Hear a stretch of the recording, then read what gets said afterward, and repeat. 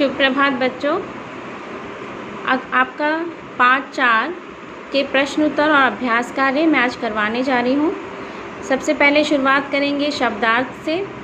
स्वच्छ अर्थात साफ, परिधान वस्त्र कपड़े, अचंभित आश्चर्यचकित, ग्लानि पछतावा, क्षमा माफ़ी, संकल्प इरादा निश्चय, प्रयत्न प्रयास, मिसाल उदाहरण, कंठस्थ करना, मुँह ज़बानी याद करना, प्रबंध इंतज़ाम, कृपा दया, अतिथि आगंतुक या मेहमान, सत्कार आवभगत करना, मतभेद विपरीत विचार, त्यागपत्र इस्तीफा, प्रकांड श्रेष्ठ, श्वास सांस। आइए इसके विलोम शब्द देखते हैं। शांति अशांति, स्वच्छ अस्वच्छ, विनम्र क्रूर कठोर, स्वावलंबन परावलंबन। देखिए ये विलोम शब्द है, यानी यहाँ पे आपको इसके उल्टे शब्द लिखने हैं। कुशाग्र बुद्धि मंद बुद्धि, प्रसन्न अप्रसन्न, जन्म मृत्यु, शिक्षित अशिक्षित। पर्यायवाची अर्थात समानार्थी शब्द आदमी नर पुरुष मानव, प्रगति उन्नति तरक्की विकास, विनय प्रार्थना विनती अनुरोध, अतिथि मेहमान आगंतुक, शौक पसंद रुचि, आँख चक्षु नेत्र लोचन। आगे है ई प्रत्यय जोड़कर नए शब्द बनाइए। ई प्रत्यय मैंने आपको पहले भी बताया कई बार, उपसर्ग किसी भी शब्द के आगे जुड़ता है तो प्रत्यय किसी भी अक्षर के पीछे। यहाँ पे ई को जोड़ने के का अर्थ है हम उस शब्द के साथ बड़ी ई की मात्रा लगा देंगे। स्वाभिमान स्वाभिमानी, अधिकार अधिकारी, आदर्शवाद आदर्शवादी, पंजाब पंजाबी, व्यापार व्यापारी। निम्नलिखित क्रियाओं में कर प्रत्यय जोड़िए। देखिए हम कई बार हिंदी भाषा में ऐसे अक्षरों का प्रयोग करते हैं, ऐसे शब्दों का प्रयोग करते हैं जिसमें स्वयं ही कर, जैसे मैं पढ़कर सोने गया, यानी जब दो क्रियाओं का प्रयोग किया जाता है तो हम पहली वाली क्रिया को कर से के साथ जोड़कर लिखते हैं। वह खाकर बाहर गया, इस तरह से। तो पढ़ कर, जा कर, खा कर, हंस कर, उठ कर, जीत कर, उड़ कर, नहा कर, देख कर। यहाँ पे है किसने कहा किससे कहा। याद रखिएगा बच्चों, किसी भी पाठ में ये बहुत ही विशेष भाग है, किसने कहा किससे कहा। इसलिए कि पुस्तक की जो कहानी है उसे बहुत ध्यानपूर्वक पढ़िएगा ताकि आप प्रत्येक लाइन से ये बता सके कि ये बात किसने कहा है और किससे कहा है। आपके दिए हुए 1 रुपये से ही मेरा व्यापार यहाँ तक पहुँचा, ये गरीब बालक ने कहा था विद्यासागर से। यह संकल्प करो कि आज से अपना काम स्वयं करोगे, तो ये किसने कहा था, विद्यासागर ने यात्री से।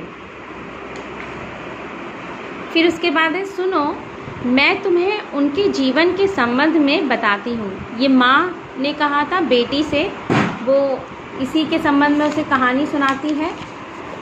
आइए आगे देखते हैं।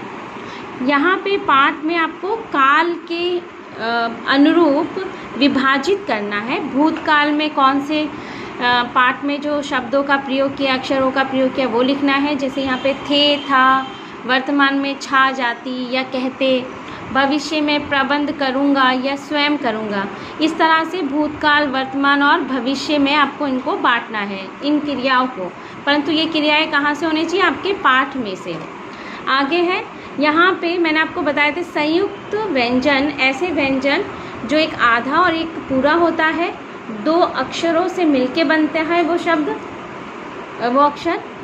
विद्यासागर व्यक्ति, देखिए इसमें आधा क और ता का प्रयोग हुआ है, यहाँ पे आधा द और या का प्रयोग हुआ है। अध्यापक आधा ध और या का, स्वाभिमानी आधा सा और वा का। ठीक है, यहाँ पे बस इतना ही। और इसके बाद इससे संबंधित प्रश्न उत्तर मैं आपको करवाने जा रही हूँ। प्रश्न 1, ईश्वर चंद्र के नाम के साथ विद्यासागर कैसे जुड़ा? ईश्वर चंद्र की विद्या अध्ययन में कुशलता देखकर विद्वानों ने उन्हें विद्यासागर की उपाधि दी। यानी वो बहुत ही विद्या में बहुत कुशल थे, बहुत ही लगन से अभ्यास करते थे, बहुत लगन से मेहनत से पढ़ाई करते थे, इसलिए विद्वानों ने उन्हें विद्यासागर कहना शुरू कर दिया। उपाधि देना मतलब उन्हें इस नाम से पुकारना। ईश्वर चंद्र ने यात्री से क्या संकल्प करने को कहा? ईश्वर चंद्र ने यात्री से यह संकल्प करने को कहा कि तुम अपना कार्य स्वयं करने में कभी संकोच नहीं करोगे। अर्थात उन्होंने यात्री को स्वावलंबन की शिक्षा दी। अपना कार्य स्वयं करने से हम अपने पर निर्भर रह पाएंगे, जिसे हम कहते हैं आत्मनिर्भर होना। हमें अपने कार्यों के लिए आत्मनिर्भर रहना बहुत आवश्यक है, क्योंकि आज हमें किसी की सहायता मिल भी सकती है, पर ऐसा भविष्य में हो ये ज़रूरी नहीं है। इसलिए हमें हमेशा आत्मनिर्भर रहना चाहिए, जिससे हमें दूसरों की आवश्यकता कम पड़ेगी। ईश्वर चंद्र दयालु थे, पाठ में वर्णित घटना के आधार पर समझाइए। आपको पाठ में 2 घटनाएं क्रम दी हुई हैं, तो आपको उस घटनाक्रम के बारे में यहाँ उल्लेख करना है, जिससे ये समझ में आता है कि ईश्वर चंद्र बड़े ही दयालु स्वभाव के थे। ऐसी उनकी दयालुता जो उस घटना से निकल के आती है, उभरती है, वो आपको बतानी है। ईश्वर चंद्र ने एक गरीब बालक को 1 रुपया दिया, जिसका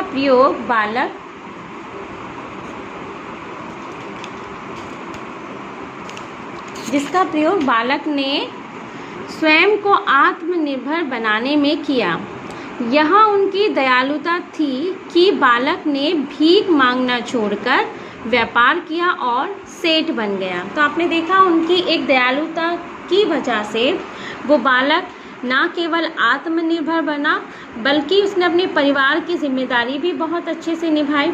तो अगर हमारी कुछ सहायता से दूसरा व्यक्ति आत्मनिर्भर बनता है या वो अपने में सक्षम हो सकता है, तो हमें उसकी सहायता अवश्य करनी चाहिए।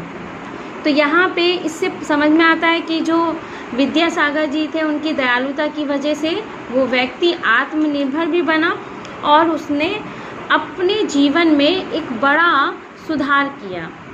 तो हमें भी जो विद्वानों की कहानियाँ पढ़नी चाहिए और अपने जीवन में उन कहानियों से सीख लेकर उसे अपने जीवन में प्रयोग करना चाहिए। नौकरी छोड़ने के पश्चात ईश्वर चंद्र विद्यासागर ने क्या क्या कार्य किए?